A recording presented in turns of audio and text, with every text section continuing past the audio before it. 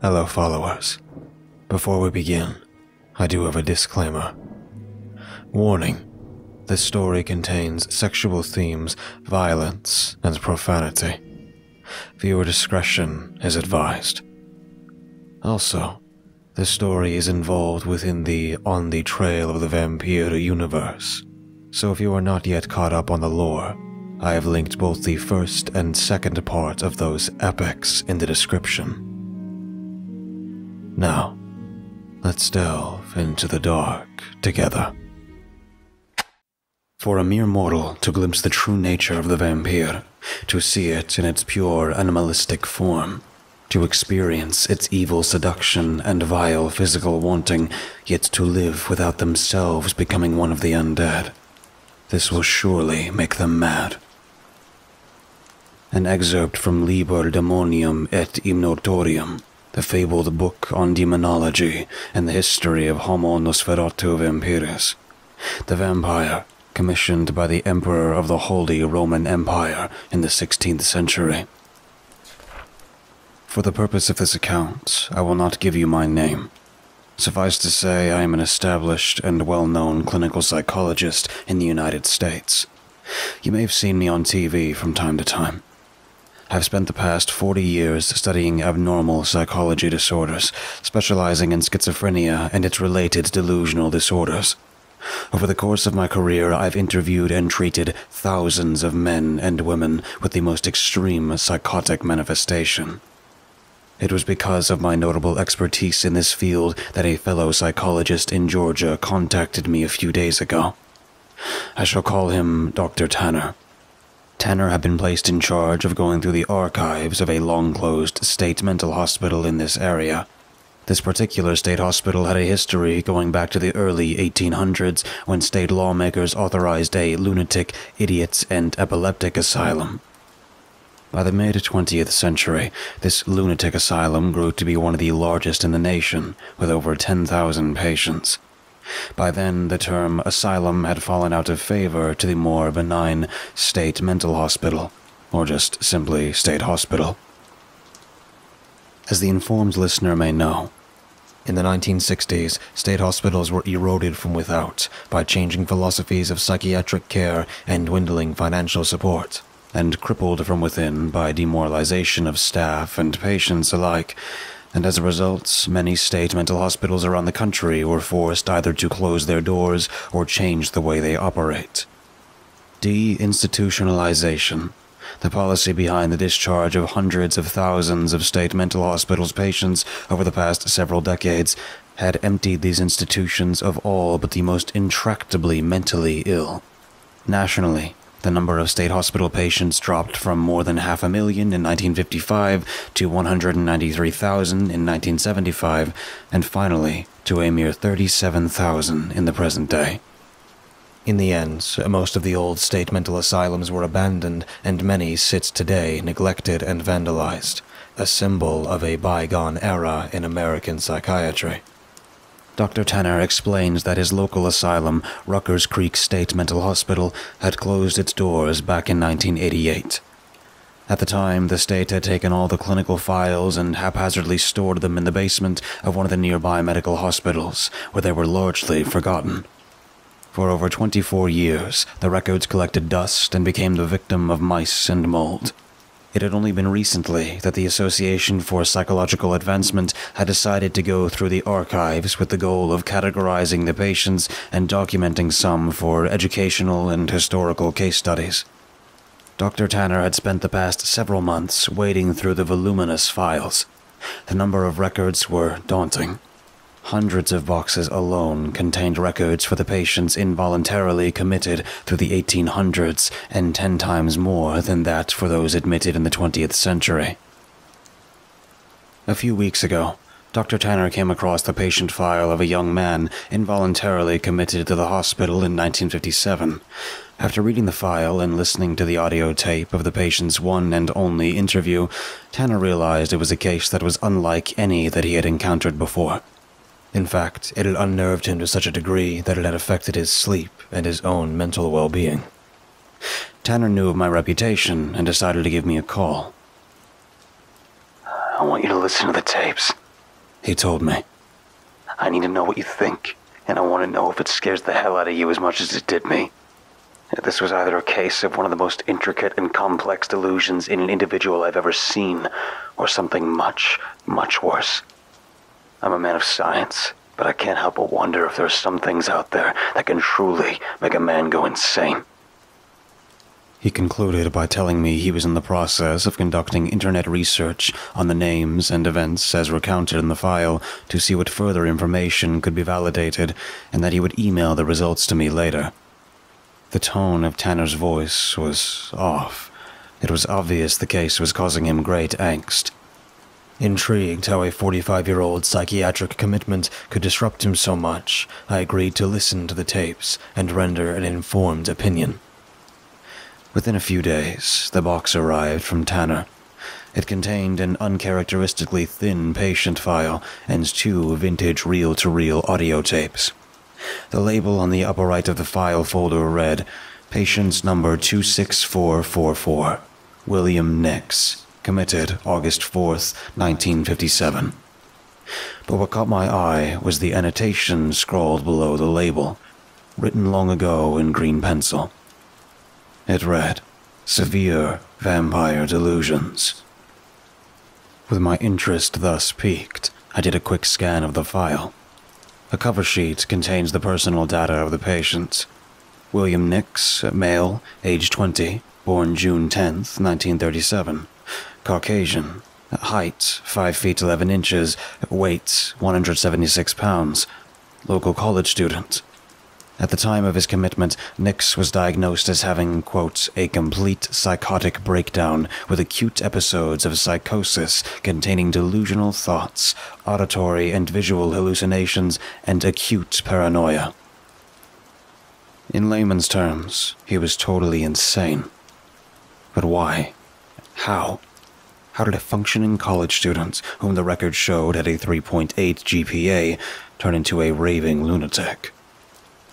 The next document in the file was a police report indicating Nix was found by a farmer hiding in one of his barns in the early dawn of June 9th, 1957. When cornered, he used broken sticks to make the signs of the cross, as if trying to ward off an evil entity. Nix went through interchangeable bouts of hysterical screaming, seemingly in absolute terror, shouting the words, "She'll be back, she'll be back," followed by uncontrolled, maniacal laughing, muttering the words, "She can give you so much pleasure. Oh my God, the pleasure. You'll give your soul for just her kiss." Nix was totally naked, but was mostly unmarked, except for severe redness, cuts, and chafing around his genitals. After the police arrived, there was apparently quite a tussle before Nix could be subdued. One officer said Nix was almost like a wild animal, totally rabid. Then, 2 hours later, the police received a call from a hiker who had stumbled upon a campsite in Lee's Woods, about 5 miles from the farmer's home. Lee's Woods was the site of a U.S. Army training camp during the Second World War, long abandoned, and although remote, was sometimes visited by local kids and the curious. The hiker who found the campsite discovered a disturbing scene. 3 pup tents were completely torn apart and in shambles. Backpacks and their contents were scattered everywhere. A single vehicle was found with slashed tires and strange, knife-like slashes in the metal. When the police arrived, they suspected a bear attack, until they found the bodies in a nearby clearing. 3 corpses, 1 man and 2 women, appearing to be in their late teens or early 20s, were neatly stacked like cordwood. All 3 youths were nude. Their clothes have been scattered around the campsite, and all 3 had their throats torn out. The coroner on scene declared the victims had died by exsanguination. There appeared to be absolutely no blood left in the bodies. Yet there was no blood found around the bodies, and very small amounts found back at the campsite. The most disturbing finding was that all 3 had serious abrasions, contusions, and lacerations around their genitals and anal areas. They had been subjected to very violent sex or sexual assault. The local police, recognizing the murders were clearly outside their investigative capabilities, contacted the Georgia Bureau of Investigation, or GBI, for assistance. The GBI subsequently concluded that the teeth and puncture marks on the throat wound of the victims were consistent with some kind of wild animal attack, but they could not identify what type of animal, nor explain why the animal did not eat any of the bodies. The fact the bodies had been neatly stacked near the campsite indicated human involvement. The complete blood loss in the bodies and the lack of blood at the campsite was the most baffling, however. In the end, the GBI concluded the youths had been bled dry by some, quote, unknown external contrivance by a perpetrator or perpetrators unknown. Their investigation discovered that Bill Nix and the victims had been close friends for years. They were identified as Kevin O'Connor, Patricia Monroe, and Catherine Bircher. Naturally, there was some who believed Nix was the killer, or somehow involved, which would have provided easy closure to the case, but there was no evidence to conclusively prove it. Despite all the blood loss, there was none found on Nix's body. 1957 was long before DNA became available to investigators, but the semen found in the girls' bodies could be blood-typed. Although there was a match, the finding was rendered inconclusive since Nix's O-positive is the most common blood type, with nearly 40% of the population. Nor was any murder weapon ever found that could explain the throat wounds or blood extraction or be linked to Nix through ownership or fingerprints. He had had no motive. In the end, the authorities concluded that Bill Nix was probably a victim himself, who had somehow managed to escape from some deranged killer with his very life. Nix was the key to finding out what really happened, but in his current traumatized condition, now ranting about the undead that feasts on blood, he was in no position to offer up any useful information. With no other viable options, Nix's family agreed with the state that he be institutionalized, where he may get the mental care and treatment he needed. The remainder of the file contained Nix's treatment records at the asylum. After his admission, Bill Nix was put under the care of Dr. Hans Weber, the most senior psychologist on staff. Weber took on the case with great personal interest. Due to Nix's extreme agitation and obvious paranoia, Dr. Weber was forced to keep Nix heavily medicated with a litany of antipsychotic drugs, or phenothiazines. This class of drug was actually a fairly new tool in the psychiatric toolkit, with the introduction of a derivative, chlorpromazine, in 1952. Under the generic name Thorazine, this drug revolutionized the field of psychology.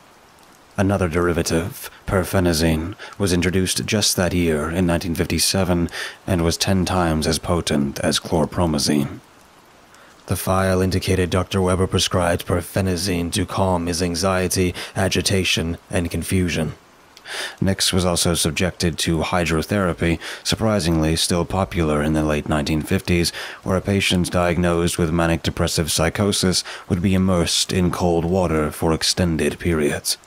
Application of cold water slowed down blood flow to the brain, decreasing mental and physical agitation.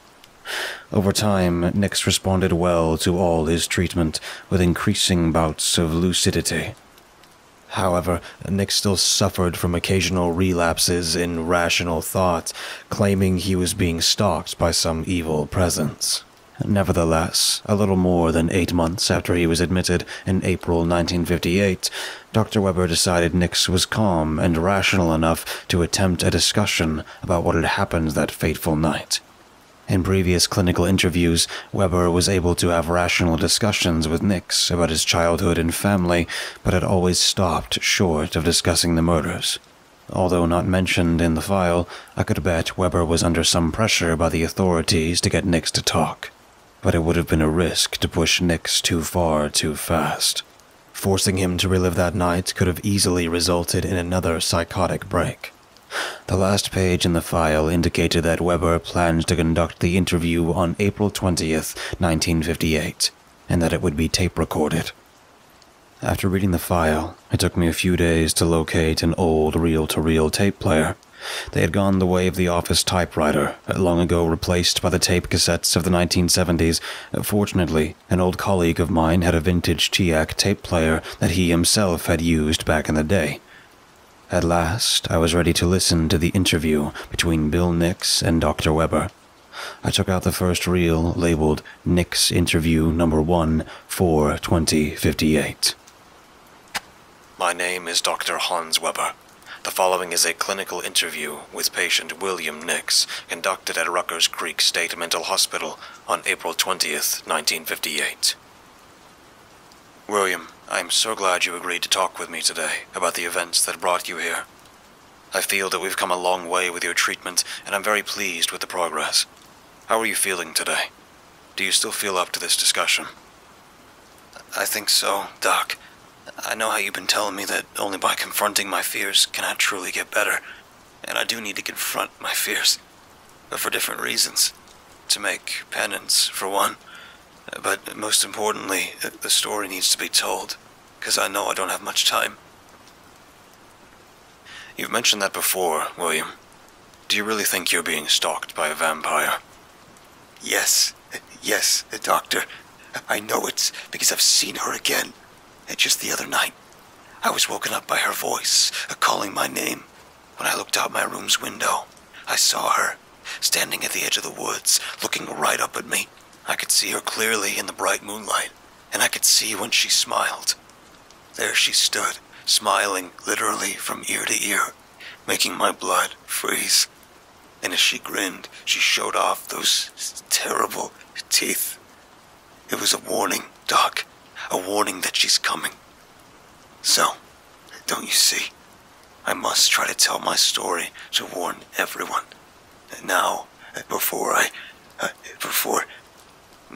Now, William, you know that this is simply not rational thinking. In your room, you are totally safe. For one, nobody could get in through your window. Your room is on the 3rd floor, and there is no way of climbing up the smooth stone facade of the hospital's exterior. And your window has bars on it. It's impossible for anyone to fit through. No one human, Doc. That's true. But that won't stop her, Doc. When she's ready, she'll scuttle up that wall like a spider coming for her prey. Okay, William. We'll talk more about that later. For now, why don't you go ahead and tell me about your friends and the camping trip? Well, it all started because we just got out of school. For the summer. We finished our first year at the local college. Catherine, who lived next door to me since I could remember, and was my oldest friend. Basically, she was the sister I never had. But Kat was a bit of a tomboy. And, man, the trouble she'd get into while growing up. Our parents were never sure who was leading who, but truth be told, Kat was always the instigator. She was always a bit of a risk-taker and a thrill-seeker. Even now, in college, she continued her carefree and wild ways. All the guys thought Kat was the bee's knees, but although they were always in line to date her, what with her athletic figure and beautiful, curly, blonde hair, very few of them could keep up with her. And then there was Kevin, who was my best friend since we played football together in junior high. Big, strong, good-looking, and now playing the game in college. Kevin was the ginchiest. He had the looks, the swagger, and the personality. A real hipster, sure, but Kevin wasn't conceited. He was a straight shooter, a loyal friend, and someone who would literally give you the shirt off his back. The girls considered him a real dreamboat and were constantly in competition to be his steady. But in the end, they all lost out to Patty. Kevin, Kat and I had known Patty since junior high school as well, but she hadn't hung out in our group. For one thing, Patty was a direct opposite to Kat's hellion personality, her being very proper, very neat, and in many ways a product of her wealthier upbringing. Kat had, I have to admit, unfairly mocked Patty on more than one occasion for her prim and proper demeanor. The group dynamics all changed in high school, however. When Patty blossomed into a truly beautiful girl, Kevin was completely smitten by her. After that, the two were nearly inseparable. Both Kevin and Patty could really cut a rug, and they began hanging out most nights at the local sock hop. When Patty picked up the title of Queen of the Hop, Kat had little choice but to begrudgingly welcome Patty into our little clique. I knew privately that Kat continued to view Patty as bourgeois, and no doubt Patty still considered Kat to be a Philistine, but for Kevin's sake, both parties seemed to have developed an uneasy truce. So, as school let out, we were all bored, and definitely didn't want to spend our summers hanging out with our parents. It was actually Kat's idea that we all go camping for a week. We decided to go to Lee's Woods, where we could spend the days hiking, swimming, and exploring the ruins of the old abandoned army barracks. Even though we had all grown up in the area, we had never gotten up the nerve to check the place out. It had long been overgrown by the forest and was pretty creepy. A few of the other high school friends had trekked through the camp, but most of the kids avoided hanging out there, especially at night. So, anyway, we were really pumped about getting away for a week. It was going to be a fun outing. Well, it was supposed to be. I had no idea what horrors were going to happen to us. Horrors out of your worst nightmares, Doc. It was... Sorry about that, Doc. I'm okay. Really. So, yeah, we planned out the camping trip. Between all our parents, we were able to scrounge up 2 pup tents, sleeping bags, a camping stove, and cooking gear, and several coolers. We all chipped in for the food and beer for the week. The latter was purchased by Kat's brother, who was 21 and legal. Kevin was able to convince his uncle, who ran a used car business, to loan us a nifty '52 Ford County Squire from the lot. It provided all the cargo space we needed to pack up all our gear and supplies. The weather looks to be perfect, with no rain in the forecast, so we decided to set out the morning of the 7th of June. Kevin made the rounds in the Squire and picked us all up at sunrise. Patty was already in the passenger seat next to him as he came around the corner to pick up Kat and me. I felt a bit relieved to see Patty had ditched her usual skirt and was wearing a pair of dungarees. Kat had always noted that when most girls left their school skirts behind when hanging out in the evenings at the local malt shop, Patty resisted dressing down. Kat now gave Pat an approving look, and she and I jumped in the back. We were on our way. We got out to the woods by 10 a.m. There were a few different tracks leading us into the woods, but we chose the one that we knew would lead us closest to the lake. Did you know there was a lake in Lee's Woods, Doc? It's small, probably hardly on the map, more like a pond, really. But not a pond, because in the center it's deep, over my head deep. But it's very fresh water, cool and crystal clear. Kevin parked at the end of the 2 tracks, and soon after, we scouted out a nice spot to set up camp. It was a flat clearing in the midst of a patch of beautiful pines. It took us about an hour to get the car offloaded and the tent pitched. Kat and I each had a pup, and Kevin set up a larger hex tent for he and Patty. Once that was done, Kevin and I left the girls to build the fire pit, while we went looking for firewood. We wanted to make sure we had a good stockpile to get us going for at least the first few nights. Over the next hour or so, we made a few trips back to the campsite to drop off the wood we had collected. I think it was over my 4th or 5th trip out that I saw something glinting in the sun, dangling from a tree branch. I walked over and saw that it was a necklace. A girl's necklace with the name Carolyn engraved on the pendant. The chain was short, looking like it belonged to a young girl. Strange, I thought. It was still shiny and not withered at all. Must have been lost recently.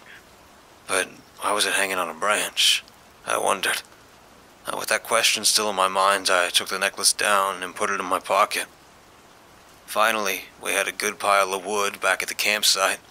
The girls had made a professional-looking fire pit and had set up a wire mesh grill on which we could cook and boil water for our morning coffee. They had set up a 3rd tent that would serve as our logistical stores, housing our food and water supplies. By the early afternoon, we were satisfied with the camp. It was now time to relax and go have fun. We went into our tents, changed into our bathing suits, and headed to the lake. We knew it was about a 15-minute hike through the woods. It was a nice walk, and as the filtered sun shone through the trees, the girls walked on ahead, holding hands and laughing. Kevin and I looked at each other and smiled. Maybe there was still hope for them yet. When we got to the clearing, which surrounded the lake, we picked a spot along the edge to throw out some towels where we could sit. Some time ago, maybe when the army had control of the land, someone had built a small dock that extended out about a third over the water, which was a good jumping-off point into the deep part of the lake. Along the shore entrance to the dock had nearly been obscured by a crop of cattails. Kevin walked out on it and proclaimed it safe. After demonstrating a proper cannonball, the rest of us quickly joined him. The water was cool and refreshing. There's nothing like swimming in a freshwater lake. You know that, Doc? No salt, no seaweed smell, just beautiful fresh water. We spent the next couple of hours alternating between lying on the shore, sunbathing, and going back into the lake to cool off. As the afternoon went on, the lake shimmered in the day's sun, and as I sat on the shore with my back against a tree, feeling the cool breeze on my wet skin, I felt all was right in the world. I was truly happy. I should have appreciated it more, Doc, but I didn't know the horror that was soon to come. If I had, I would have grabbed Kevin, Kat, and Patty and left, then and there.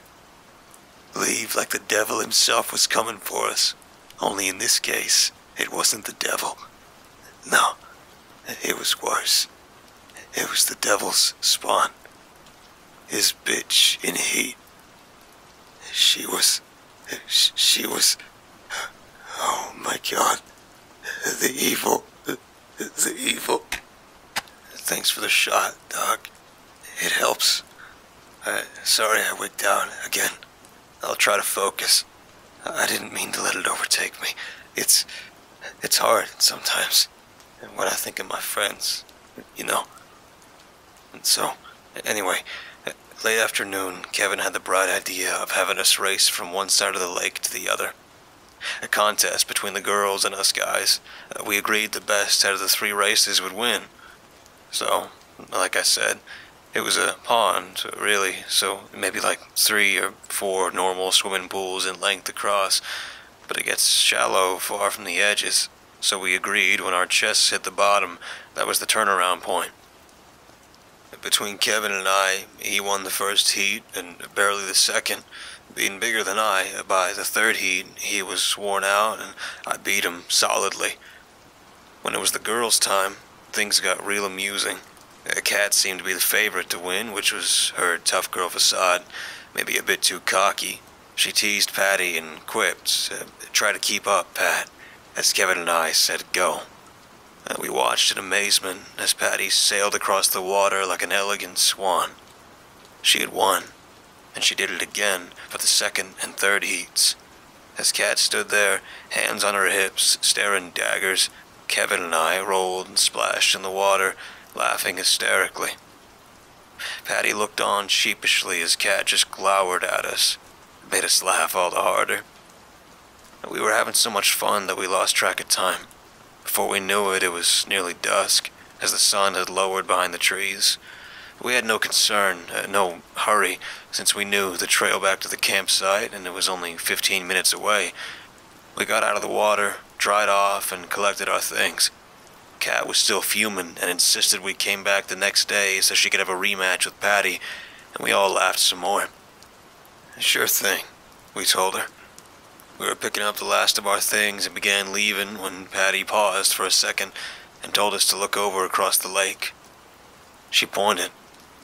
"There's someone there," I heard her say. Sure enough, I could barely make out someone standing on the other side of the lake. They were standing back just far enough into the woods that I couldn't make them out clearly in the growing twilight. It looked like a young woman, maybe in her 20s. All I could really make out was that she had very short, dark hair. Then it looked like the girl gave us a wave. A moment later, she had moved back into the woods and disappeared from view. "Creepy," I heard Kat say. Kevin shrugged it off. Probably another camper. We shouldn't be surprised if we're not alone out here, he told us.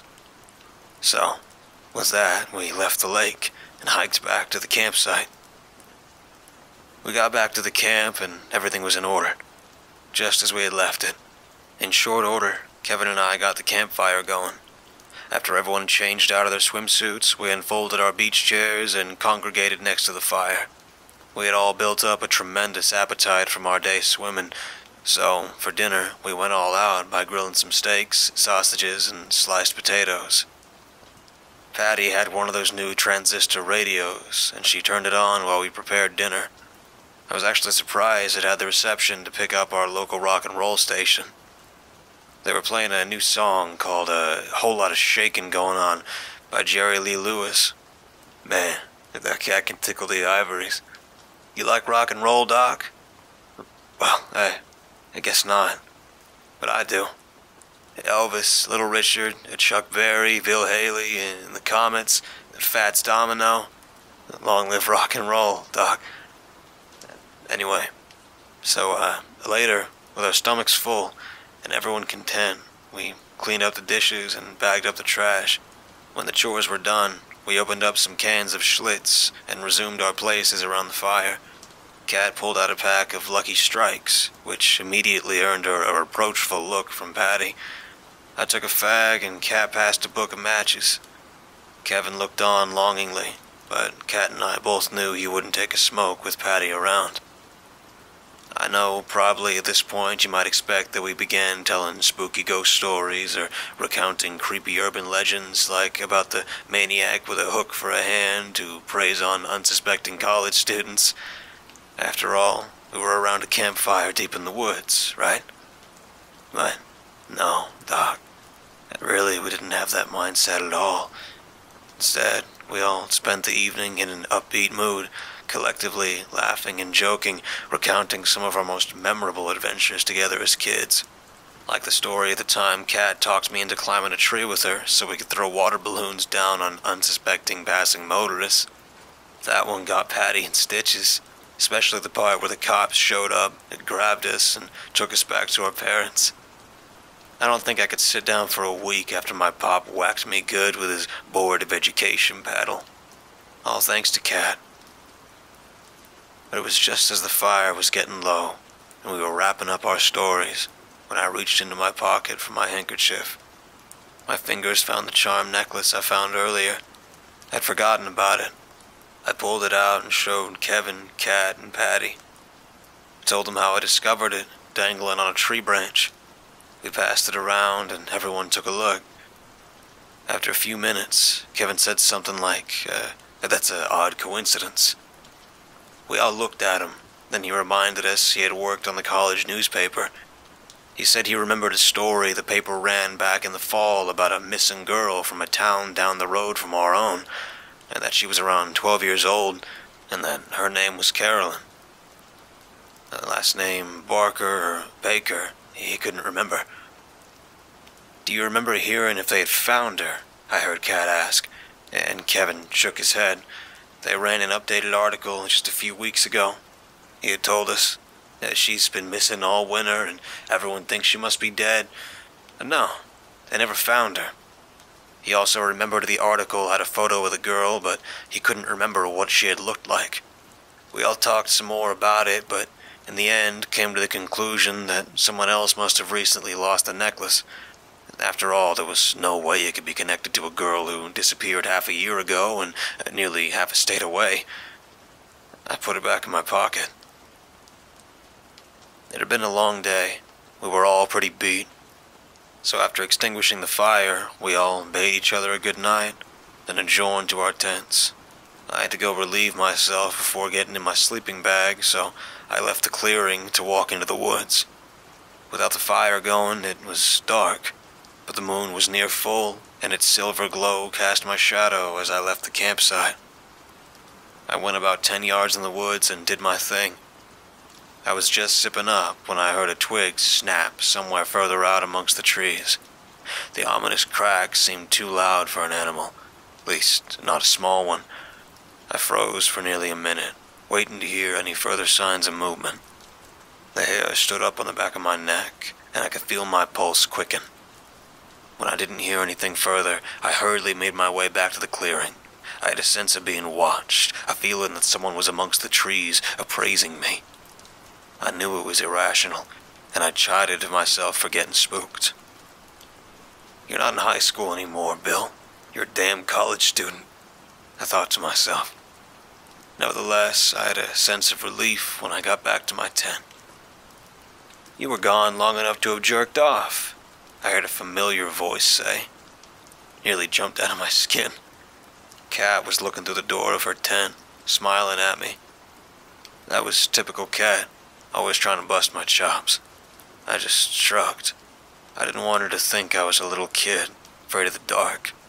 I told her goodnight, and I made a hasty retreat into my own tent. After undressing and getting into my sleeping bag, I lay there for a few minutes, thinking about Carolyn's pendant, the waving figure at the lake, and the feeling of a presence in the woods. The thoughts circled around my head, vague and undefined, till exhaustion took me into a fitful sleep. I was jolted awake sometime later by some sound. I didn't even know what the sound had been, but I knew it was somehow wrong. It was still dark, and I checked my wristwatch, which I had remembered to wind before going to bed. It was just after 4 a.m. I strained to hear for anything out of place, but all I could hear was Kevin's light snoring from the nearby tent. Just when I was beginning to think the sound I heard had been in a dream, I heard it again. There was no mistake. It was very definitely the sound of someone walking slowly around the campsite. I wondered if it was Kat or Patty making a toilet run. But then, I heard it. A child's voice. And not Kat or Patty. A young girl. Sort of a giggle. I heard footsteps approach my tent. Another giggle. Then, she spoke, softly. "Who killed Cock Robin?" "I," said the sparrow. "With my bow and arrow, I killed Cock Robin. Who saw him die?" "I," said the fly. "With my little teeny eye, I saw him die." "Who caught his blood?" "I," said the duck. "It was just my luck. I caught his blood." Doc, you ever heard the term, "my blood froze"? I never really took it literally.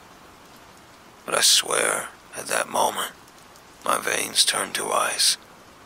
As I heard those words, I could see the fabric on the side of the tent pressed in, making sort of an oval shape. I had no doubt that the little girl, or whatever the hell she really was pressing her lips right against the side of the tent. Although I couldn't see her, I could almost feel her eyes looking right in at me. At that moment, I was more scared than at any time in my life. Don't ask me why or how, but right then, I knew that the little girl serenading me with a child's nursery rhyme was not alive. It couldn't be alive. And that her name was Carolyn. I sat there, transfixed, as she continued with all the verses of that accursed 18th century poem. Seemed like it went on forever. When it was done, I thought the worst was over. But, Doc, the worst part was when I saw the impression on the tent's side began to suck in and out. The fabric was pulling outwards, then pushed in, all in time to a terrible sucking sound. In and out. In and out. The fiendish spectacle continued for I don't know how long. It seemed like ages. The suck-in seemed eager, almost hungry. I prayed to God that whatever it was wouldn't come around to the front flap. If it did, I had no escape. I was at wit's end, Doc. It was like I was slowly dying inside.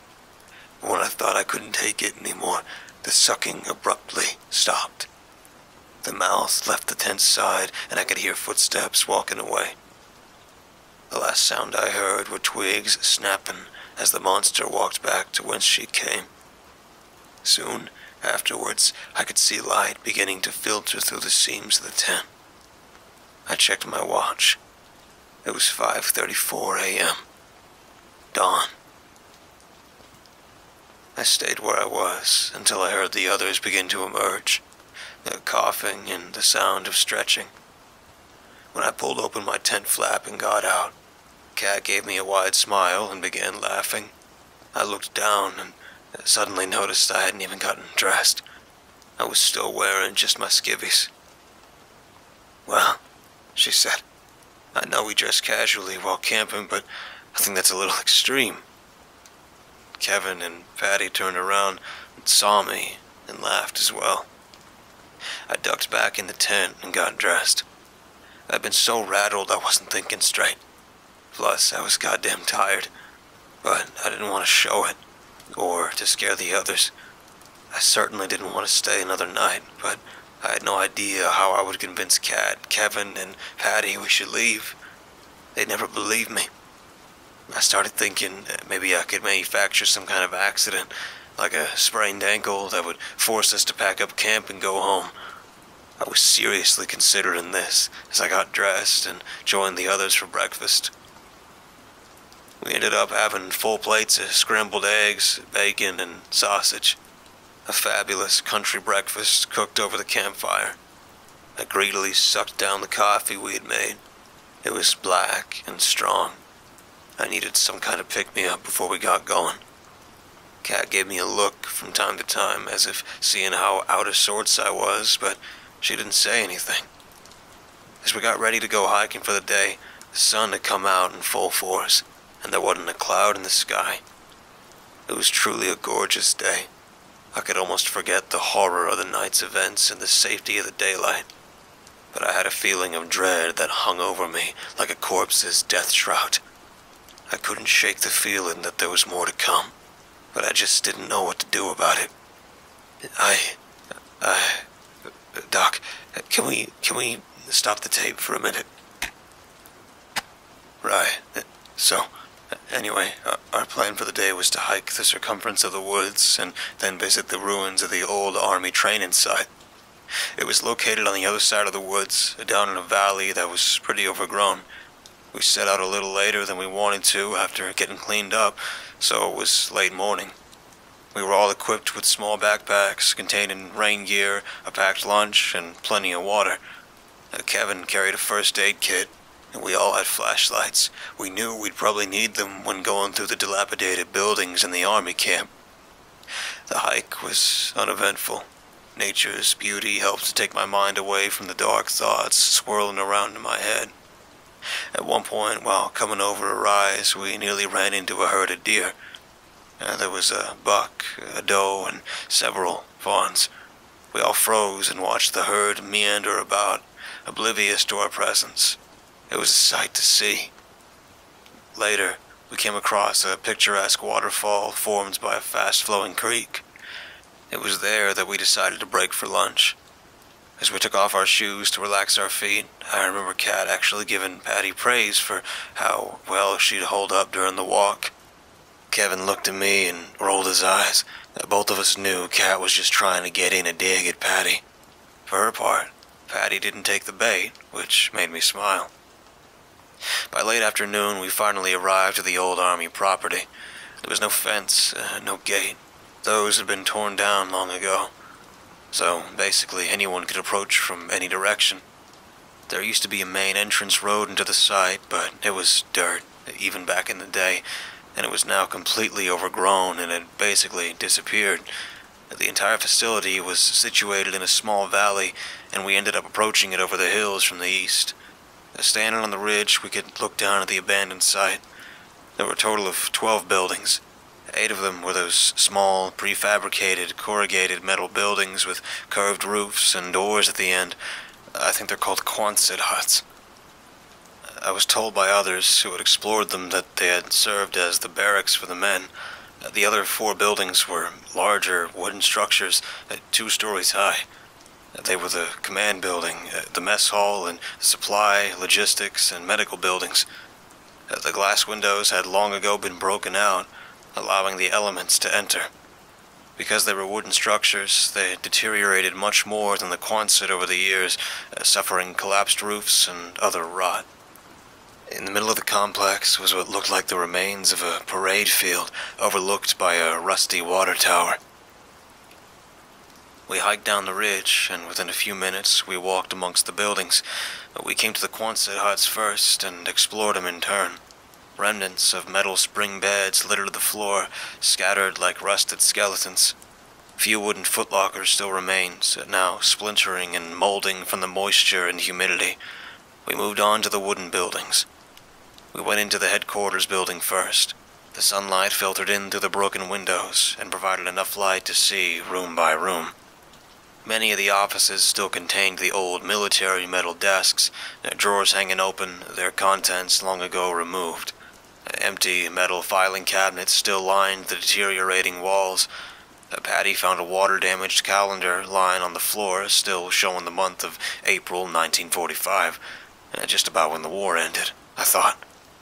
One room, probably the briefing room, contained a long conference table, legs now splintered and broken so that one end of the table had fallen to the floor. We went room by room, finding more remnants of a bygone era. We explored the last 3 buildings in turn. The mess hall still had its old wooden dining tables, their once neat rows long gone, with several of them now overturned and scattered all around the room.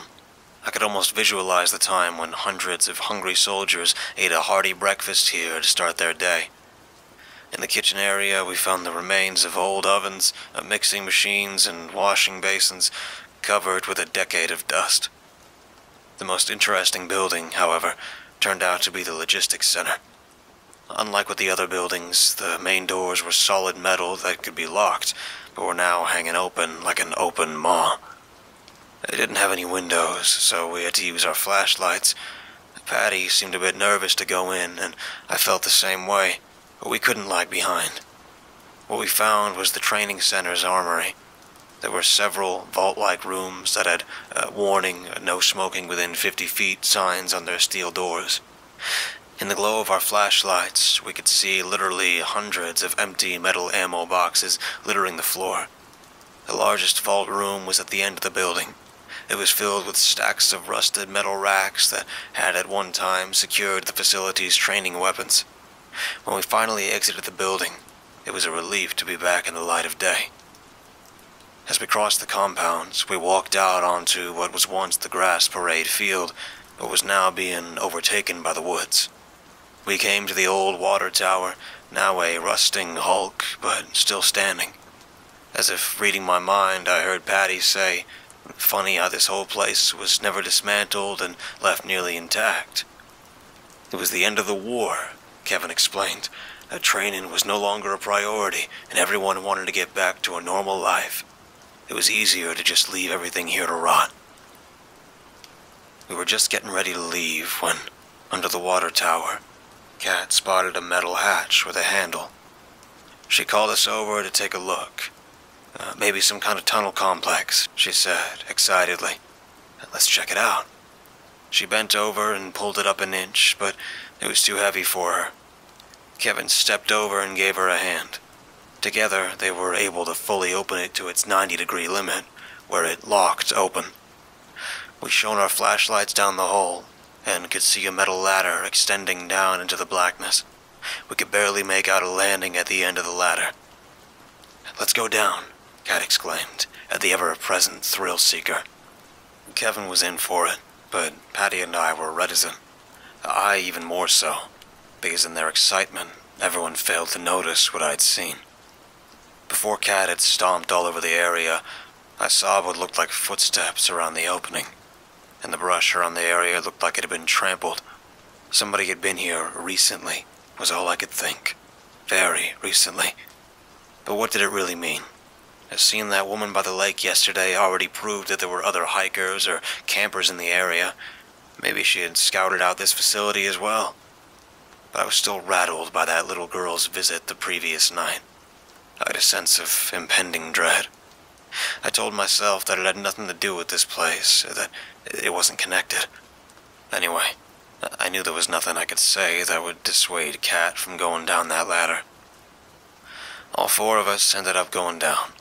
The ladder was slippery with the underground moisture, so we stepped down each rung carefully. Rust flakes came off in our hands as we descended. We got to the bottom, and our flashlights illuminated through the gloom. The walls were made out of cinder block, and there were caged light fixtures on the ceiling. The walkway extended past the beams of our lights.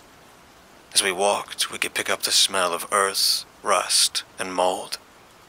Much to Kat's disappointment, we soon discovered it wasn't really a tunnel system, but instead interconnected large rooms, some with what looked like pumping equipment for the water tower, others with vintage electrical junction boxes, all rusting and derelict, nothing too exciting.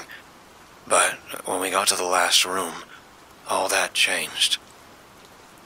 Our lights shone into the room, expecting to illuminate much the same equipment we had already seen. Instead, this room was pretty much empty. Maybe at one time it was a storage room. I thought this because against the wall there were several cabinets. The doors swung open to show old cans of machinery oil, funnels, rags, tool bags, and the like. But what had captivated all our attention was not on the wall. It was on the floor. There, in the yellow glow of our lights, were mattresses, and pillows, and some blankets, all scattered haphazardly, but remarkably clean. Kevin picked up on it right away. Weird. This bedding doesn't look like it's been down here since 1945, he told us. It'll be moldy as hell. Look how clean everything looks. Kat stated the obvious conclusion. Someone's been sleeping down here, she said. Patty, now with a tremor in her voice, said something like, "But who would do that? It's in total darkness, and there are no working lights or even lanterns in this room. Why would anyone want to stay way down here?"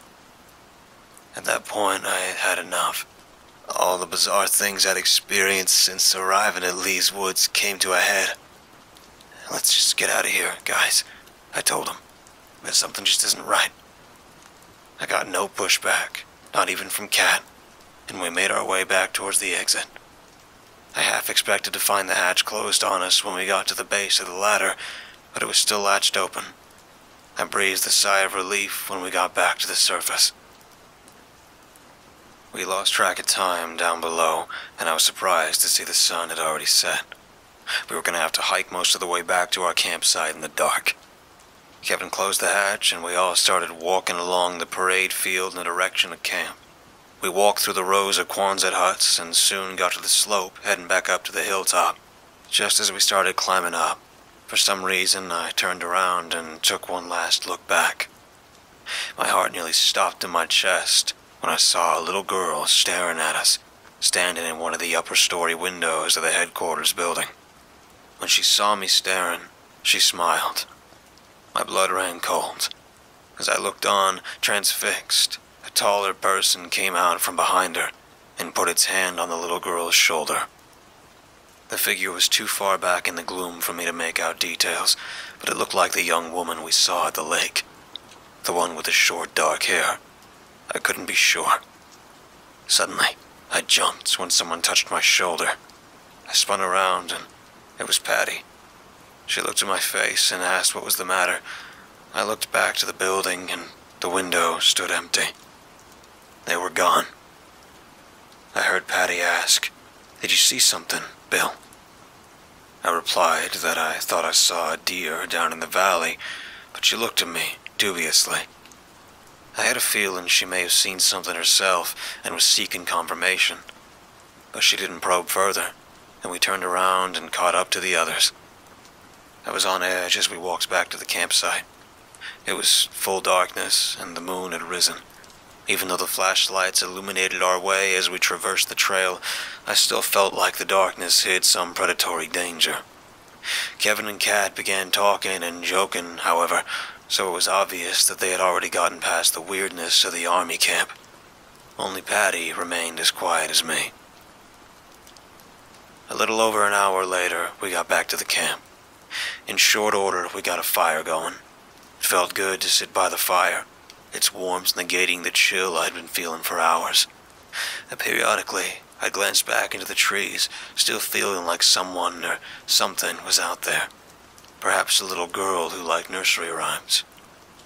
Patty and I exchanged knowing glances, but we never discussed what we had seen or felt. Eventually, we decided it was time for dinner. From the iced cooler, we pulled out some burgers and opened several tins of pork and beans. It was a good meal. Then, what happens next? Well, that is where tape number 1 ended. I shut off the recorder and reflected on what I had heard. I admit it was rather haunting hearing voices from 65 years ago. My first impression was that William Nix was overall fairly rational in his narration of events, no doubt helped by his prescribed medication, but that he was definitely suffering from paranoid delusions. Finding the charm necklace with the name Carolyn seemed to perpetuate the delusion that it belonged to a missing girl of the same name, and that she was somehow physically there, stalking him. It was still unclear to me who the supposed vampire was that he claimed haunted him from the woods outside his hospital window. The she that he kept mentioning was coming for him to make him hers. Was it the little girl, Carolyn, or someone else? What about the young woman by the lake, who Nix claimed was standing in the window along with the girl? It was difficult to identify the nexus of his delusions. I was very anxious to hear the rest of Nix's story. I took the first reel off the recorder and threaded in the second tape. I pushed play. Okay, William. Are you feeling a bit better now with the sedative? I know it's been a long session. Let me know if it gets too difficult for you. If so, I want you to stop, if that's fine with you. I want to go on, Doc. I'm near the end anyway. I have to tell you the whole thing. I know my days are numbered. She's coming for me. When we've shared what we shared, the pain, and the passion, and the sin, I know she wants to make me hers, to be just like her. William, you have to distinguish reality from fantasy. We've worked hard on this. You've come so far. The fact that you've been recounting your experience the past hour in a rational manner shows me you're capable of distinguishing the difference. But do you really believe that you were being stalked by this missing girl, Carolyn, that you saw her at the old army camp? Oh, you'll see, Doc. It's much worse than that. I'm not finished with the story yet. I'm gonna try to get through it without breaking down. I have to. But listen, Doc, prepare yourself. It's gonna get graphic, sexual. No, much more than that. Sick things, depraved things, sinful things. I'm damned in the eyes of God, Doc. There's no doubt about that. I hate to do things, terrible things. Okay, William. We'll work through whatever you think you've done. Tell me first. Take your time. Yeah. All right. So, dinner was over. We've been sitting around the campfire for an hour or two. It was maybe around 9 p.m. Conversation had long ceased about the day's hike, and we were once again laughing about some of our escapades in junior and senior high school. Kat had just finished talking about the time she had sneaked a black snake into Miss Cunningham's desk. She was our cantankerous 7th grade English teacher. When she opened the drawer and saw the snake slithering around, her scream could be heard throughout the school. She was gone for a week after that. They all started laughing at that story when Patty made a shushing sound and held up a hand. We all went silent and listened. There was some rustling out in the woods and sounds of twigs snapping. For a few seconds, I had the impression the sounds were coming from more than one direction. We listened some more, and I could hear footsteps and crushed leaves as someone walked towards our camp. All eyes were transfixed on the edge of the forest, while the fire cast dancing shadows on the closest trees. Steps suddenly paused. In the dark, just barely illuminated by the fire's light, I could see a dark shape standing motionless halfway behind a crop of trees. looking at us, maybe sizing us up. Kevin eventually yelled out, "Hi, can we help you?" The figure then walked out into the clearing, facing us on the other side of the fire.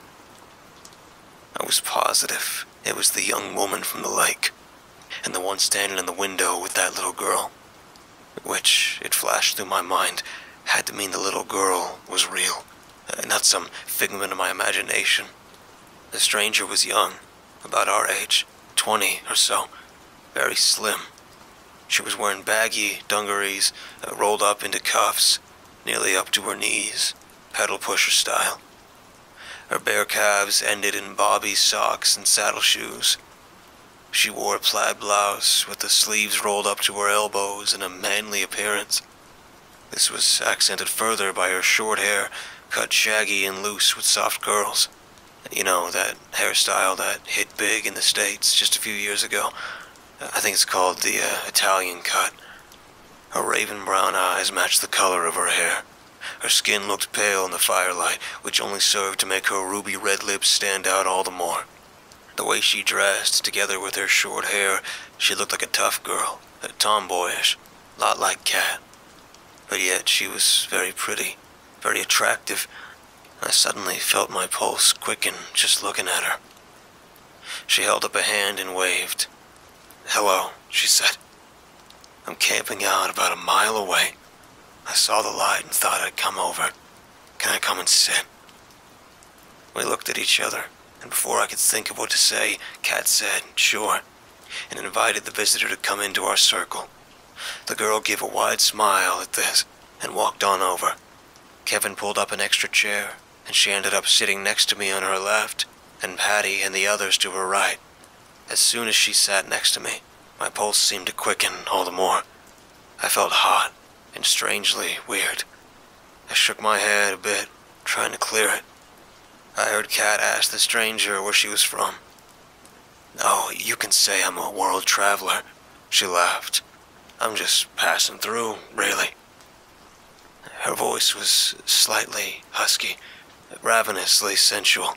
Reminded me of that rockabilly artist, Wanda Jackson. She said she had been camping in the area for the past week and that we were the first group of people she'd come across. Kevin asked her if she was camping alone, and I heard her reply, "I always travel alone, but I do like to make new friends along the way." I had a hard time focusing on what the girl was saying, because I found myself staring at her bare arms, at her bare calves, the way she filled out those dungarees. It's just so damn enticing. I'd been with other attractive girls in college and never had this reaction. I was actually a bit excited thinking about what it would be like to see the rest of her without the clothes. I shook my head again, shocked at my illicit thoughts. But, as if reading my mind, the girl swiveled her head in my direction, looking me directly in the face. For an instant, her eyes were no longer brown, but took on a reddish glow. As I stared into those translucent eyes, she asked in a low, seductive voice, which I knew the others couldn't hear, "Do you like what you see, Billy?" Without skipping a beat, she turned back towards the others. Oh my God, I thought. How'd she know my name? Could she have heard it when spying on us at the lake? I couldn't really contemplate it further. My mind seemed fuzzy and not quite my own, almost as if from a great distance I could hear her telling the others the places she had visited before coming to Lee's Woods. She'd traveled all along the East Coast. When she mentioned she particularly liked the small town of Thomasville, the name clicked. Wasn't that the town where the girl Carolyn went missing? Didn't Kevin pick up on that?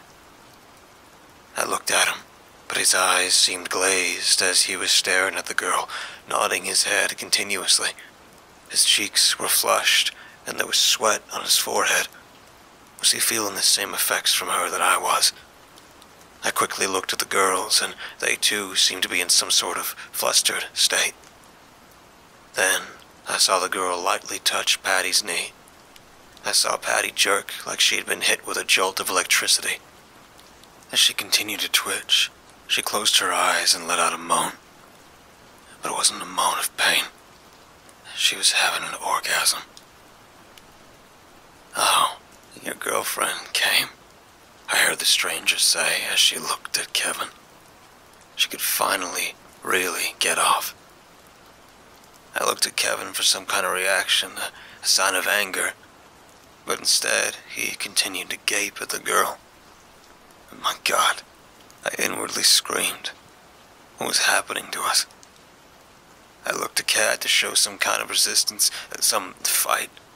After all, she was always the strongest-willed of all of us. My hope flew away like a leaf in the wind when I could see that she had her hand in her blouse, rubbing her breasts. Kat was hungrily licking her lips, while never taking her eyes off the strange girl. A devil. The girl must be some kind of devil, was all I could think in my haze. What are you?" I remember croaking out. The girl turned to me again, her eyes even a brighter red, drawing me in. She smiled wide, her open mouth extended literally from ear to ear, and in her mouth were rows and rows of stiletto teeth, accentuated by 2 large incisors. She drooled saliva as she spoke. "Why, Billy, how rude of me. I never properly introduced myself. I'm Alexandria. Some people call me Queen of the Vampires. I'm so glad to meet you." Let the record show that Mr. Nix had a slight episode at the end of the last recounting, but at his request, I have declined any further medication so that he may be able to render a lucid account of the remainder of his story. "No, not a story, Doc. The facts. What really happened." "Of course, William, and you're doing so very well. Try to remain calm, and please continue." "Okay, Doc. I'm gonna do my best. So, at the sight of that thing's monstrous maw, I remember screaming and screaming, and I must have passed out. I'm not sure how long, but when I came to, the fire was going strong. Someone had put more wood on it. The clearing was well lit, and I could see clearly. I looked over and saw the most hideous sight. That girl, Alexandria, she was on top of Kevin. She was completely naked, as was he. She was rocking back and forth, pleasuring herself. Every once in a while she'd stop and bend over and suck on his neck. I could see his neck was torn open, but not at the jugular, because he was still alive. It's like she was taking her time with him. She'd rock and then suck, then rock some more. His blood was smeared all over her breasts. Kevin seemed oblivious to the injuries he had sustained. He was moaning in pleasure, his hips rocking up to meet Alexandria's. It was a truly decadent sight. But it got worse, much worse, when I saw the girls nearby, sandwiched together, writhing in pleasure. The dungarees cast off, as was the rest of their clothes. Kat was on top of Patty. Seeing Kat, my childhood friend that had shared so many experiences with, naked and performing such acts, had shocked me to my very core. But the true nightmare began when Alexandria saw I was awake. To my horror, she slid off of Kevin and slithered over to me. Kevin actually looked disappointed to see her leave, even as his neck continued to bleed out. Her face leered directly over mine. I could feel her hot, fetid breath as she spoke. Alexandria hissed, "Welcome back to the party, Billy. Hey, I know you and Kat are close, like brother and sister, right? Do you know I fucked my own brother, Billy, before I ripped his throat out? A long, long time ago. Over 2 millennia ago, to be exact. But despite all the centuries, it was still the best fuck I ever had. I'm gonna give you the same gift, Billy. I know you've always desired her. Well, ever since you got your first Woody. but your silly Christian norms always kept your passions in check. Well, I'm gonna let them go free, Billy. You'll thank me later. And trust me, she's already primed. Suddenly, like a viper, Alexandria's head shot down. Her mouth latched onto mine. She pushed her tongue into my mouth and intertwined it with mine. I immediately felt like I was hit with 10,000 volts of electricity. I was rocked with wave after wave of some kind of hot, erotic energy that lit up every nerve ending in my body. I felt needle-like pulses of pleasure that almost made me black out. Suddenly, unspeakable images began to pass through my mind of depraved sexual acts, bestiality, necrophilia, bondage, sadism. As Alexandria's vile saliva mingled with mine, I felt myself being infused with an animalistic, hedonistic craving that would know no Christian nor moral limits. I was becoming as decadent as her. My mind suddenly flooded with a kaleidoscope of Alexandria's memories from centuries past. There were hundreds, no, thousands of memories that would fuel your worst nightmares. I had the vision of her seducing and killing a Roman centurion in 238 AD outside of the Colosseum in Thysdrus, a Carthaginian town and Roman colony near present-day El Jem, Tunisia. Alexandria knew the dark alleys well, and it was easy luring the horny soldier into the shadows where he would meet his bloody fate. I witnessed her killing and turning a Byzantine nobleman in Constantinople in 1025, when the city was at its apex as the largest and wealthiest in Europe. The new vampire she created turned out to be one of the worst killers of young children in the ancient world, until vampire hunters, sanctioned by the Vatican, tracked him down and killed him in 1623. I watched her laughing as she sexually abused and tore out the throat of a hapless prostitute in the Whitechapel district of Victorian London on a foggy night in 1889. The reign of Jack the Ripper had seemingly ended, but the killings in London's east slums were far from over.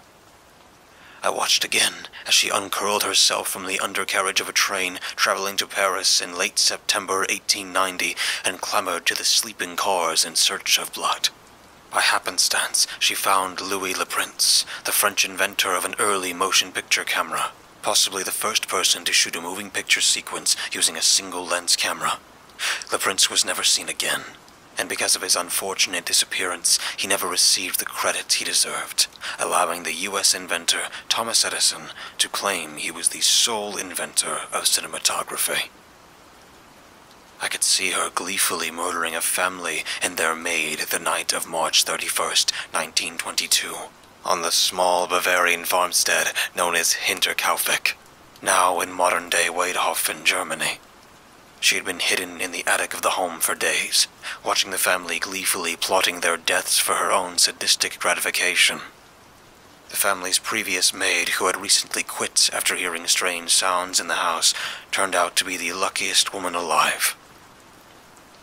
As the Russians encircled Berlin on the 1st of May, 1945, and with their artillery fire raining down on the city, I watched as Alexandria snatched an SS officer off the street who was attempting a breakout from Hitler's bunker. Alexandria dragged him screaming into a bombed-out building to drain his blood. There were no wartime shortages of food for her. It turned out the officer was SS Gruppenführer Heinrich Müller, chief of the Gestapo. Müller was never seen again, and he remains the most senior Nazi who was never captured or seen alive again. I watched on January 14th, 1950, as Alexandria, now having made it to the United States, together with a male familiar named George, abduct West Point cadet Richard Colvin Cox from the grounds of the U.S. Military Academy at West Point, New York, precipitating one of the largest missing persons cases of that era. After he was turned, Cox would be seen by numerous people in sightings all across the country, one of them being at Washington, D.C., Greyhound Bus Station, 1952. 3 years later, On the night of April 19th, 1953, I could see Alexandria once again snatching a college student named Ronald Tamman Jr. As with Rick Cox, Ron was her type. Dark hair, athletic, and handsome. This time, she brazenly attacked him in his dorm room at Miami University in Oxford, Ohio. No trace of Ron Tamman was ever found. Authorities were perplexed as he left everything behind. His wallet, his string bass, his car, his clothing, even his toothbrush. The truth was, the new Ron would never need a toothbrush again. Then, the most recent vision, taking place only months ago, of Alexandria enticing a young girl into the woods. A girl in a red and white polka dot dress who had made the unfortunate decision to stay on the playground a bit too long.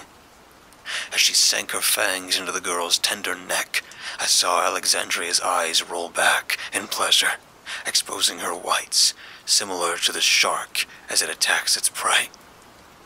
Dangling from the little girl's neck was a shiny gold pendant, now flecked with her own blood, engraved with the name Carolyn. At last, Alexandria unlocked her mouth from mine. I gasped for air, like a diver who had nearly drowned. I looked over at Kat. She was still on top of Patty, her bare ass high in the air, and ever so inviting. I understood it all now. Alexandria's kiss had provided me with a new realization, allowing me to see where before I was blind. Alexandria was right. Kat and I had always considered ourselves as close as brother and sister, but starting in junior high, I couldn't help but notice as she was beginning to fill out her dungarees. Other guys got to appreciate her hot body, a body that was slim and athletic, but with some of the biggest breasts in the school. She wasn't really my sister, so why'd she continue to deny her body to me, and deny the pleasures her body could offer? All these years she'd been so selfish. It was high time, I thought. It was time I tasted Kat's forbidden flesh. I'd ravish her. In an animalistic frenzy, I tore off my clothes and half ran, half crawled over to where the girls lay, sprawled on the ground. I shoved Kat off Patty and threw her on her back. Kat looked up at me, her curly blonde hair matted with leaves. She recognized me and smiled. She'd been anticipating this, wanting this. I needed no urging. My mind became a fog as I jumped on her. We rutted like wild animals. At some point, Alexandria joined us, Kat moaning in ecstasy as Alexandria bit into her neck, tearing away a huge chunk of flesh. I could hear her suck eagerly as Kat's life slowly ebbed. Minutes later, Alexandria raised her face up to mine and kissed me again. I received the same electric jolt as before, only this time flavored with Kat's blood. God help me. I liked it. I felt like a wild beast, powerful and alive, taking what I wanted. As I looked down at Kat's dead eyes, I screamed up towards the night sky. As I rolled off a Kat, Alexandria motioned for Patty to come closer. I watched like a voyeur as Alexandria kissed Patty, infusing her with the same erotic energy. You and I are going to make a great team, Billy, I heard her pant. I'll teach you the ancient lessons of lust and violence. Yes, I heard myself agree. Yes. At that moment, I understood what she wanted from me. To lure others here, to bring countless unsuspecting college students to Lee's Wood, where she would remain, ready to feast on their blood and fear. And I knew that I would enjoy it as well. My head swam with the most sick and perverted thoughts, and I was already shaking with anticipation of the types of sex, torture, and killing that would be mine, as I stood subservient at the side of Alexandria, the queen of the vampires. Eventually, Alexandria became satisfied, and she threw Patty to the ground. Patty lay on the ground, still writhing in pleasure. She opened up her arms and beckoned me into an embrace. "Fuck me, Billy," she hissed in my ear, like Kevin never could. And I did.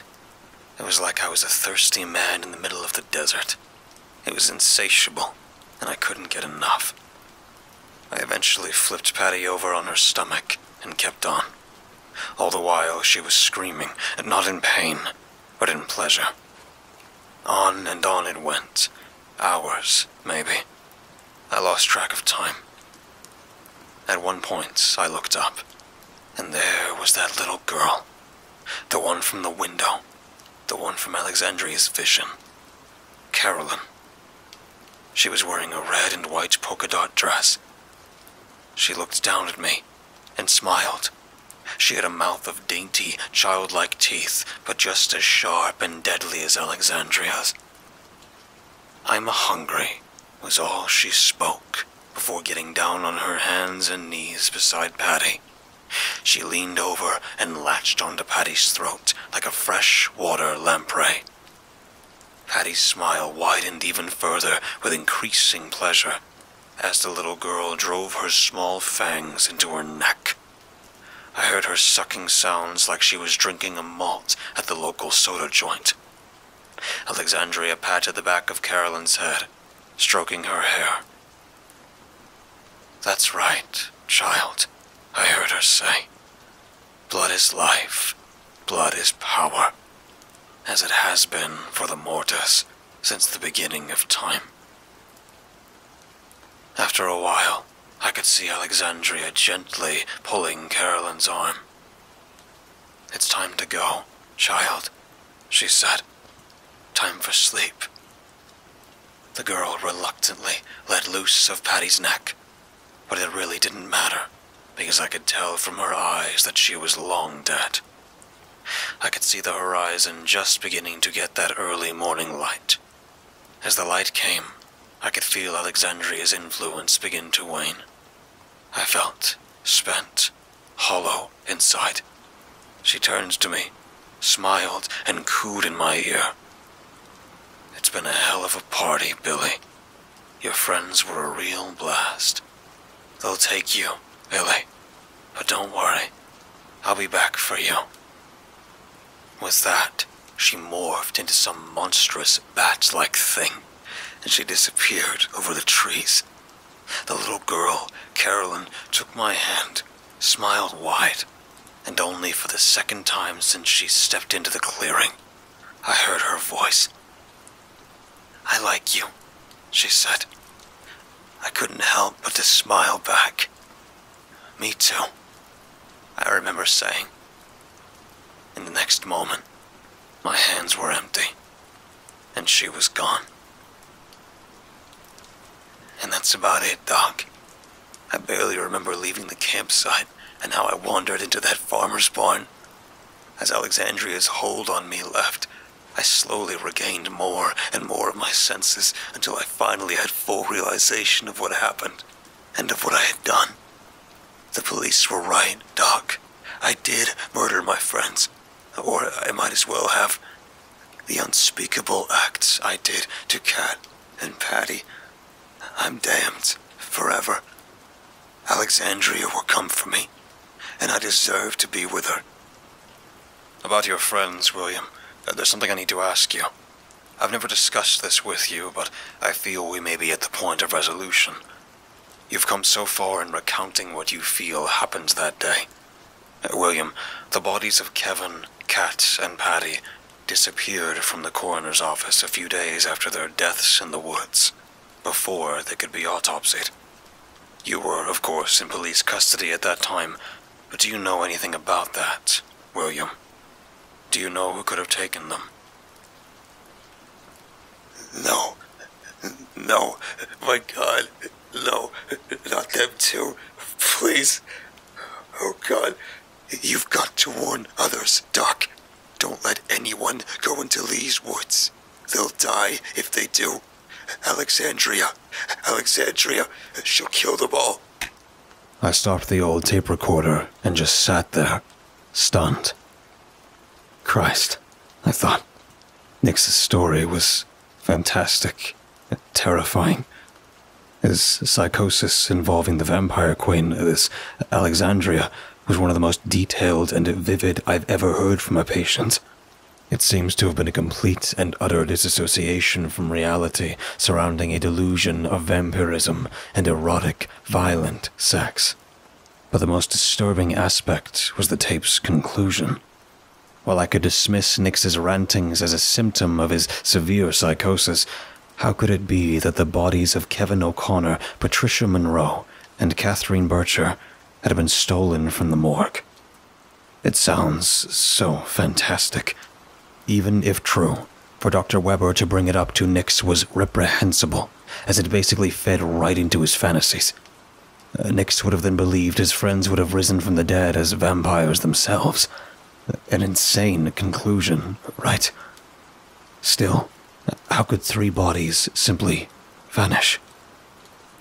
I pondered this question for the rest of the night, and just as Dr. Tanner had before me, I slept fitfully. It was the very next day when I received an email from Tanner. It was the result of his internet research.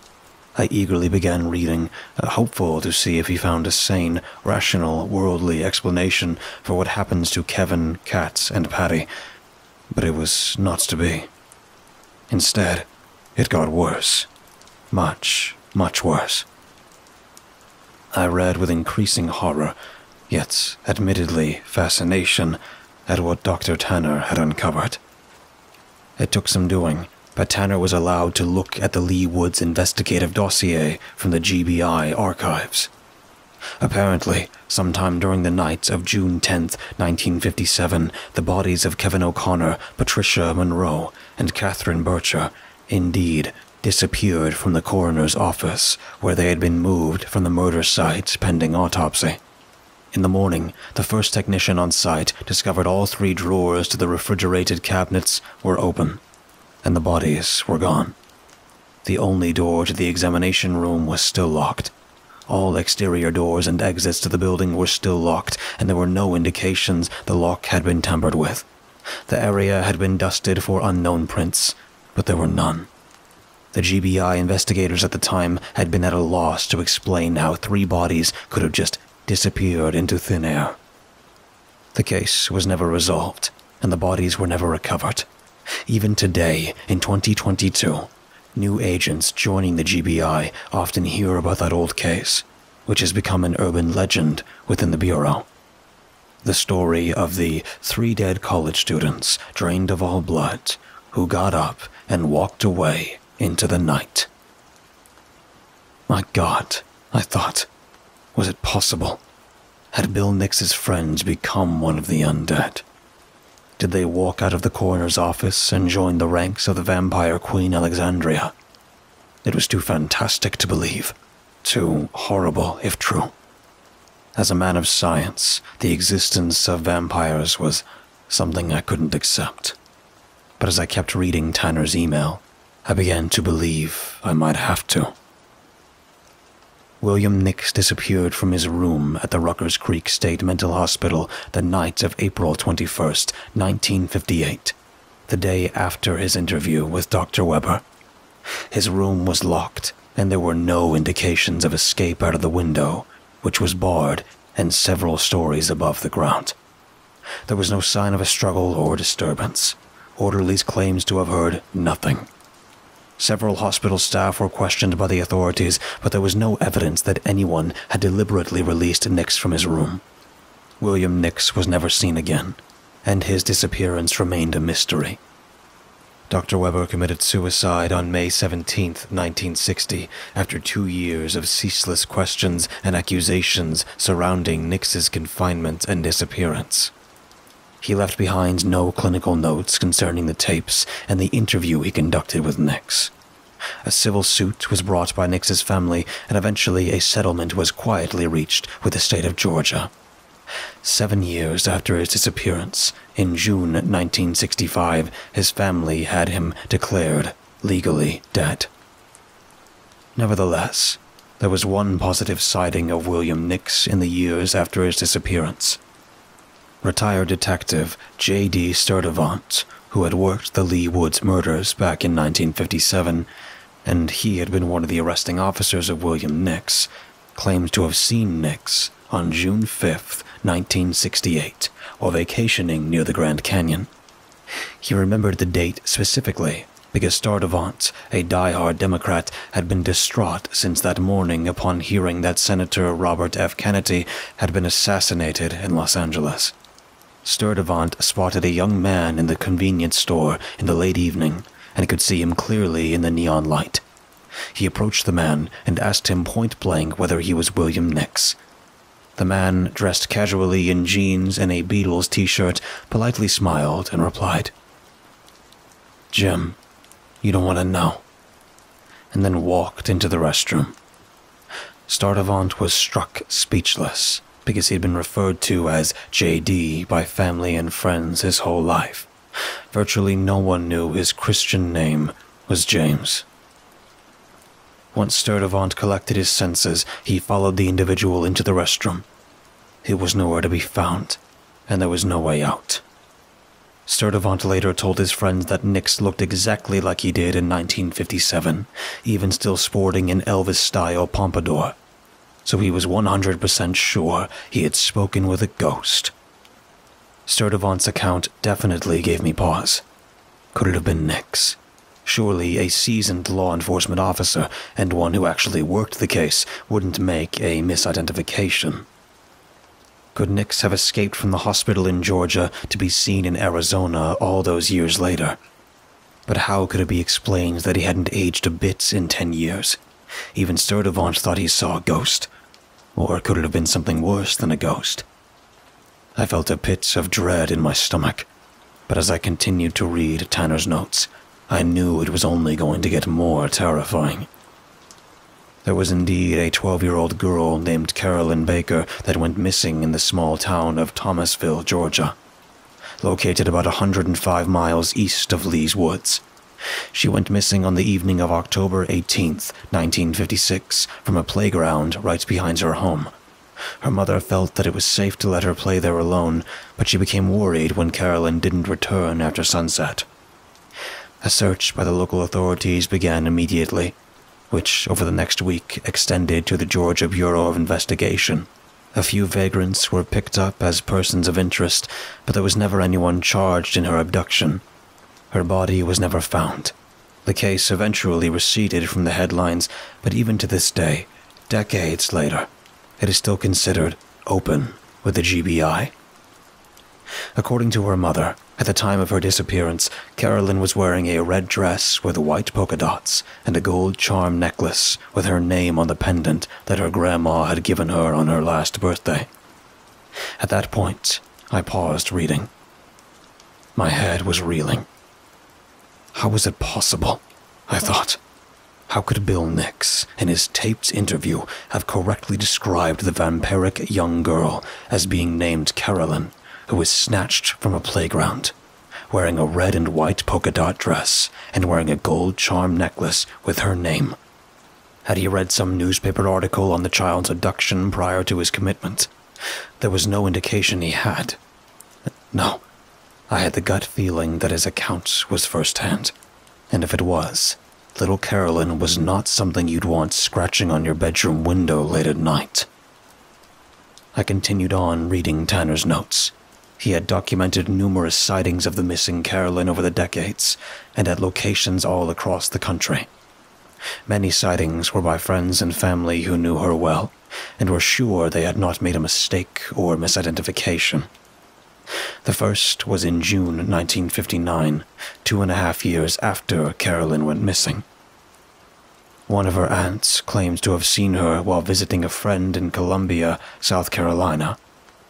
The aunt was leaving a restaurant where she had a late dinner, and said she saw her niece across the street, holding the hand of a young man in his late teens or early 20s. She described the man as looking a lot like Elvis Presley. When the aunt, who had a disability, could finally make her way to where she saw the girl, both she and the man had disappeared. In August 1965, Carolyn's older sister by a year, Susan, was on a college trip to New York City, claiming she saw her sister near Times Square around 9 p.m. on a Saturday evening. She had an ice cream cone in her hand and was walking with a young man about 20 years old who was neatly dressed, with his dark hair greased back. She shouted Carolyn's name and swore that the girl waved back, but before she could jostle through the crowd to get to where they stood, they had both vanished. In October 1972, a family in Florida who had lived next door to Carolyn's parents, where she went missing in 1956, executed a sworn affidavit that they saw her on a street in Miami one night in the company of a young man and a woman, both in their 20s. They said she appeared very close to the man who was holding her hand. He was tall and lean, with dark hair, and wore jeans and a Jim Morrison t-shirt. Walking ahead of them was the woman, who was very attractive with curly blonde hair, and was dressed in bell-bottom jeans and a halter top. She looked a bit like an anti-war flower child, they said. Naturally, the police gave the report scant attention when the family insisted the girl still looked 12 years old, as when they last saw her over 15 years previously. In the summer of 1981, while visiting a friend in Los Angeles, Carolyn's older brother, Peter, then 41, spotted a girl he claimed was his long-lost sister. He and his friend were hiking one evening in the hills around the Santa Susana Pass, not far from the friend's home in Simi Valley, California, when his flashlight beam illuminated a young girl standing on the other side of a large ravine. She was wearing a dress, which was completely out of place to wear amongst the cactus and sagebrush. Peter could clearly see she was wearing a gold necklace around her slender neck, the one she had when she went missing, he said. Peter insisted his sister's eyes reflected an abnormally bright red in the glare of the light. By the time the two men made their way to where the girl stood, she had disappeared into the brush.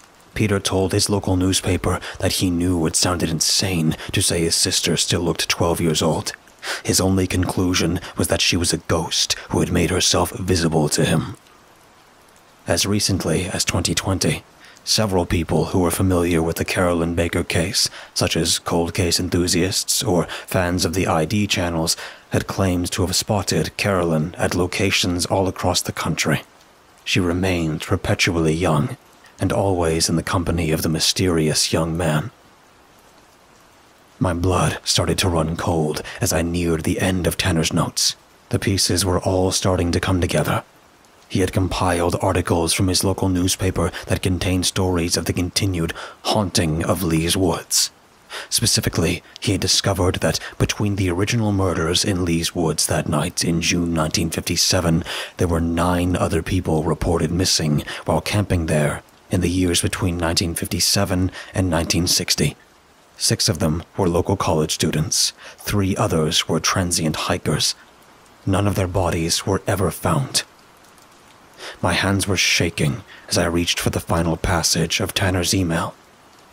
I somehow knew it would be the terrifying vindication that Bill Nix had not been insane during that taped interview so long ago.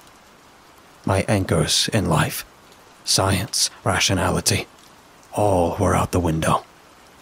Vampires were real. They did exist. And I now believe that 45 years ago, on a dark night in the Georgia woods, an ancient vampire named Alexandria ravaged and killed William Nix and his friends. That may make me as insane as some of my patients, but God help me, I do believe it. In the past week, Dr. Tanner had been able to track down Lisa Monroe, the youngest sister of Patricia Monroe, who was still alive and living in Georgia. When Tanner arrived at her modest home, Lisa welcomed him with some tea and cookies. Just like her long-dead sister, Lisa was the personification of Southern elegance, charm, and manners. Tanner explained he was a clinical psychologist interested in the Lee's Woods murder case. After a fashion, Lisa felt comfortable enough to relate a story that brought chills to Tanner's spine. Lisa said she had never recounted it to anyone else. In September of 2020, When she had reached her late 70s, in what she realized was the twilight of her life, she decided she wanted to visit Lee's Woods, where her sister had been murdered over 60 years previously. She said she wanted to walk the same ground that her sister had in a way of saying a final goodbye.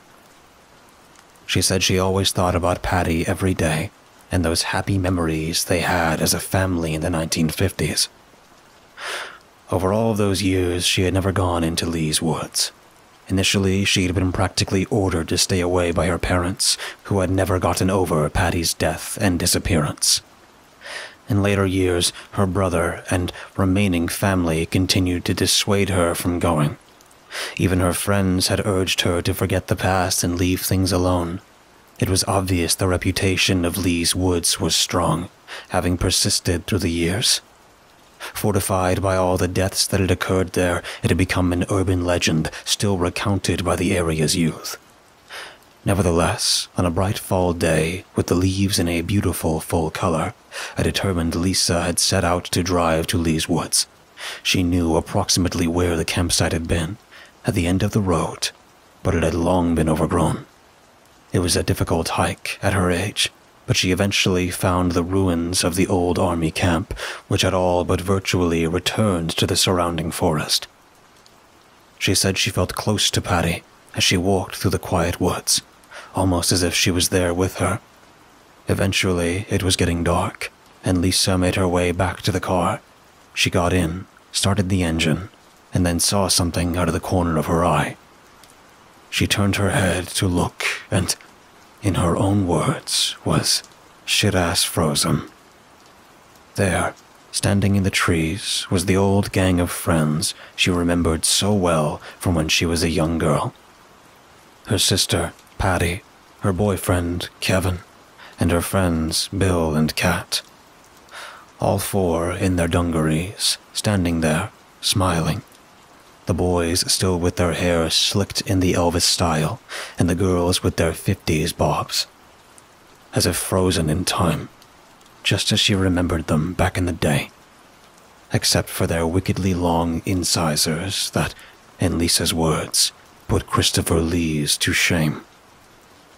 What frightened her the most was that even despite the distance and the closed car door, she heard her sister Patty say, as clear as day, "Hi, Sis.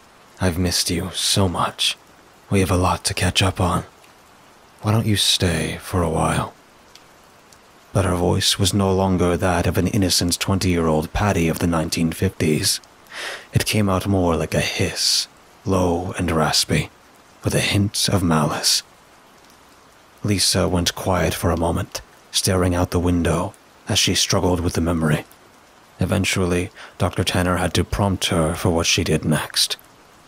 When Lisa turned around, she stared at Tanner incredulously, like it was the stupidest question she was ever asked, in surprisingly non-ladylike language that Tanner could later forgive her for under the circumstances.